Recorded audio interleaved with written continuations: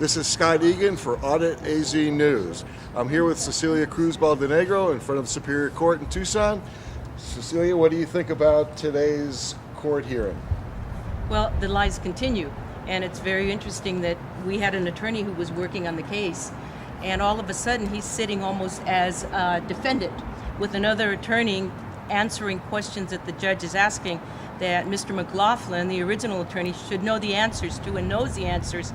Yet he asks him of Mr. McCory, who just came into this about, 6 months ago or something, and his response is of, well, I don't know. And this whole thing about, I find it very comical when the attorney for the city keeps saying that they've been transparent and they've produced records. The only reason that they've produced records is because we've asked them the records to produce. We've gone through the volumes, and how purposefully they have released documents is they'll release an email in 1 year and the attachment that goes with that email a following year. 2 years we've been on this, the following year. And yet they've been very transparent, that's what they're saying, and they chide us for not being able to ask them the right, what we want when they're doing this deception all along, and this lies and the deep sixing of information. And it is really just, I used to work for the city, and it's mind-boggling how this would be allowed, and that many of their records are no longer available. That's what we find. Oh, they've fallen off the computer edge of the world. Oh, you mean we could have stopped it? There is a way of stopping it so that they don't deep seek. But we didn't do that with your case. All these things that you're finding out of what was done, that we're discovering, month by month by month, and the lie still keeps going. The city wants to be transparent. There's no transparency in this process, none whatsoever.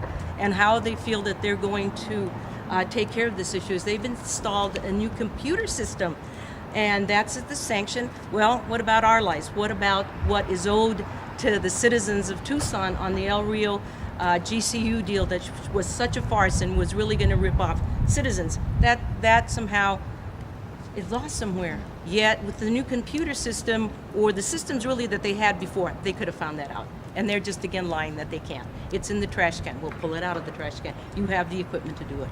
One of the things that I know the city attorney McLaughlin had said in the past, the judge had asked him, why is it that Channel 13 News asked for these public documents, you didn't give it to them? The Arizona Republic asked for these documents, you didn't give it to them, but you're giving some documents to Ceci Cruz.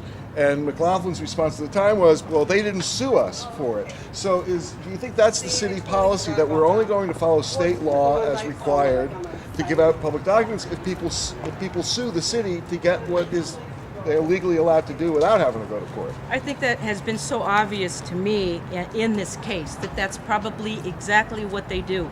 If you're not on the pieces of information that they release to you, and if they're using the city attorney for a supposedly client attorney privilege, and that person is getting all the documents and then identifying what they're going to release, I'm sure it is happening. And the way we found it out through the process is exactly by having to dig through, finding out what's going on, asking for information. And I'm sure that has been standard operating procedures for the city. And the only way you know is if you spend your energy, your time to get what they've given you and say, okay, they've given me this, but wait a minute, they didn't give me the attachment. You got to give me this. Oh, wait a minute, where's the second page to this? So I'm sure that's happened, and that's probably happened to a lot of people before me. One of the things that I think the judge found incredulous, and I'm sure everyone else watching this did, was that people had said that they had given, the city employees had given the county attorney's office all of their files. And he had those files and lost all those files. And they also gave him a computer chip, and he lost all of this. I mean, I don't think the judge believes that any more than we do. In fact, it seemed like the judge is getting pretty angry at being constantly told this nonsense, that files are just lost by the city. Exactly, and I think it's very damning for a city attorney who really is in charge and to making that knows that, especially when he knows that a court is in court. McLaughlin knew, and so did everyone else, by the end of May, that this was going to court, and for them not to put a legal hold that states it very clearly in the city administrative directives that they are supposed to hold those records if they know a case is going to court, for them to say that it fell off the edge of the world, and for the attorney of the city working attorney, to say, I lost files. And how we know that possibly that file has been deep sixed is if one of the principals gave him a copy of Casalima's file because she produced it. It's on the record. Gave it to McLaughlin. McLaughlin then, in later conversation, says that he compared to make sure that Casalima's original file, not the copy he was given, but compared to see if they were the same. So we know then that Casalima's had an original file, and the copy was made by Camila to give to the attorney, Mr. McLaughlin. But now we have no record of both those files. Poof. Just poof. It's Poof. gone. The copy and the original have poofed. You've been at this for 2 years now. I know you've put a lot of time and a lot of energy and effort into this. Do you see the light at the end of the tunnel? Does it look like the judge is going to go your way, or do you have any predictions how soon there might be a new judgment?